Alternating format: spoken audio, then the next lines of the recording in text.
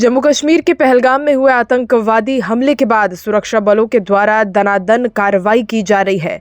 अब तक कश्मीर में 9 आतंकवादियों के घरों को या तो बम से उड़ा दिया गया है या फिर बुलडोजर से ध्वस्त कर दिया गया है। शनिवार को लश्कर ए तैयबा के एक आतंकी जमील अहमद के घर को सुरक्षा बलों ने उड़ा दिया। आपको बता दें कि पहलगाम हमले में 28 लोगों की मौत हो गई थी। इससे एक दिन पहले कश्मीर में 2 सक्रिय लश्कर आतंकवादियों के घरों को भी उड़ा दिया गया था। इनमें से एक शोपिया जिले में अदनान शफी का था, जबकि दूसरा फारूक अहमद का था, जो वर्तमान में पाकिस्तान से अपनी आतंकी गतिविधियां चला रहा है। पहलगाम आतंकी हमले के बाद पिछले 3 दिनों में सुरक्षा बलों ने जिला अधिकारियों के साथ मिलकर घाटी में कई आतंकवादियों को निशाना बनाया, उनकी संपत्तियों को नष्ट किया और उन्हें IED से उड़ा दिया है। आपको बता दें कि शोपिया के छोटीपोरा गांव में लश्कर कमांडर शहीद अहमद कट्टे का घर भी मलबे में तब्दील कर दिया गया। अधिकारियों के मुताबिक कुट्टे पिछले 3-4 सालों से आतंकवादी गतिविधियों में सक्रिय था और कई हमलों में शामिल रहा। वहीं कुलगाम के मतलाम इलाके में सक्रिय आतंकी जहीद अहमद का भी घर ढहा गया। पुलवामा के मुर्रन क्षेत्र में आतंकी एहसन उल हक का घर विस्फोट से उड़ाया गया। एहसन ने 2018 में पाकिस्तान में आतंकी परीक्षण लिया और हाल ही में घाटी में फिर से सक्रिय हुआ था। इसके अलावा लश्कर आतंकी एहसान अहमद शेख का 2 मंजिला मकान भी ध्वस्त कर दिया गया, जो जून 2023 से सक्रिय है। हैरिस अहमद के घर को भी तोड़ा गया। 2023 से आतंक में वो लिप्त है। पुलवामा के कचीपोरा स्थित घर को विस्फोट से उड़ाया गया। इससे पहले गुरुवार रात को पहलगाम हमले में शामिल आदिल हुसैन और हासिफ शेख के घर भी विस्फोट से नष्ट किए गए। जानकारी के अनुसार इनके घरों में विस्फोट सामग्री भी रखी थी। आपको बता दें, पिछले 4 दिनों में 9 आतंकवादियों या उनके साथियों के घर को गिरा दिया गया है। अधिकारियों का कहना है कि जो भी लोग आतंकवादी गतिविधियों में शामिल हैं, उनके खिलाफ कड़ी से कड़ी और सख्त कार्रवाई की जाएगी। जम्मू कश्मीर पुलिस के प्रवक्ता ने बताया कि आतंकवादियों के नेटवर्क को तोड़ने के लिए शनिवार को श्रीनगर में 60 से ज़्यादा जगहों पर छापेमारी की गई। पुलिस का कहना है कि ये छापेमारी हथियार, दस्तावेज और डिजिटल उपकरण बरामद करने के लिए की गई थी। इसका मकसद देश के खिलाफ होने वाली किसी भी साजिश या आतंकी गतिविधि का पता लगाना और उसे रोकना है। इसके लिए सबूत इकट्ठा किए जा रहे हैं और खुफिया जानकारी भी जुटाई जा रही है। पुलिस प्रवक्ता का कहना है कि जम्मू कश्मीर पुलिस को मकसद ऐसे लोगों की पहचान है जो देश विरोधी या आपराधिक गतिविधियों में शामिल हैं और उनके खिलाफ कानूनी कार्रवाई कर आतंकवाद के नेटवर्क को खत्म करना है। उन्होंने ये भी कहा कि पुलिस शहर में शांति और सुरक्षा बनाए रखने के लिए पूरी तरह से तैयार और प्रतिबद्ध है। अधिकारी का कहना है कि अगर कोई व्यक्ति हिंसा, गड़बड़ी या गैर कानूनी कामों को बढ़ावा देते पाया गया तो उसके खिलाफ कड़ी कानूनी कार्रवाई की जाएगी। एक अधिकारी ने बताया कि सुरक्षा बल घाटी में आतंकवादियों के मददगारों और समर्थकों को ढूंढ रहे हैं ताकि पहलगाम जैसे हमलों को रोका जा सके और पहले से मजबूत तैयारी की जा सके। जो पहलगाम में दहशतगर्दाना हमला हुआ वो इंसानियत को भी शर्मसार कर गया। बेगुनाहों का कत्ल हुआ है। यहाँ सयाहों को निशाना बनाया गया, सैलानियों, टूरिस्टों को निशाना बनाया गया। वहीं आदिल शाह साहब, जो कि कश्मीर का ही एक नौजवान है, वो इस हमले में शहीद हो गए। बेगुनाह लोगों का खून बहाना बहुत बड़ा गुनाह है। बहुत बड़ा गुनाह पाकिस्तान के दहशतगर्दों ने किया है और जिन्होंने भी ये पाप, ये अपराध, ये गुनाह किया है, उन्हें इसकी भारी कीमत चुकानी पड़ेगी। ये बहुत गलत हुआ है। पिछले 35-40 सालों में कश्मीर को बर्बाद किया है, कश्मीर को लहूलुहान किया है इन पाकिस्तान के दहशतगर्दों ने।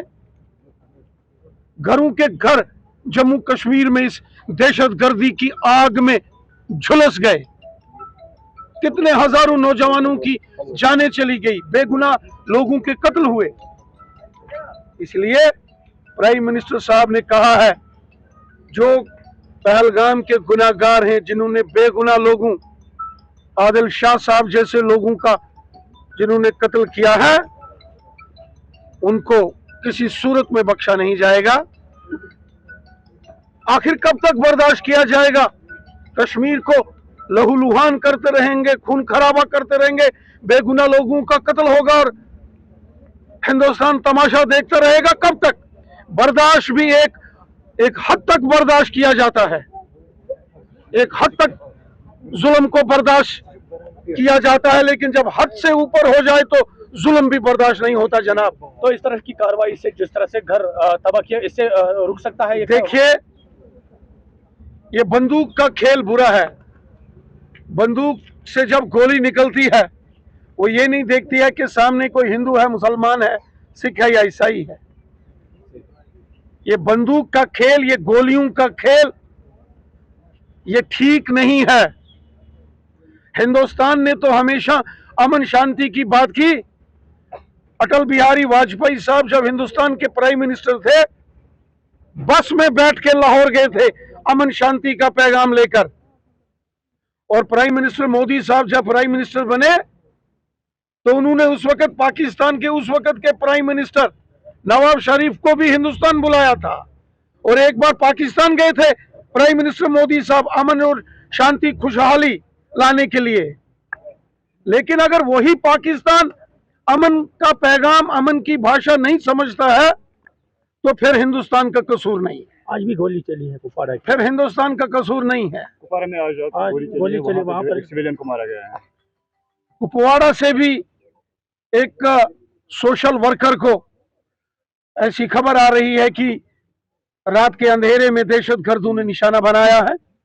पुलिस और पैरामिलिट्री फोर्सेस उस एरिया का सर्च एंड कॉर्डन ऑपरेशन शुरू है और जिन्होंने भी उस हमले में जो मुलव्वस होंगे वो बच नहीं पाए।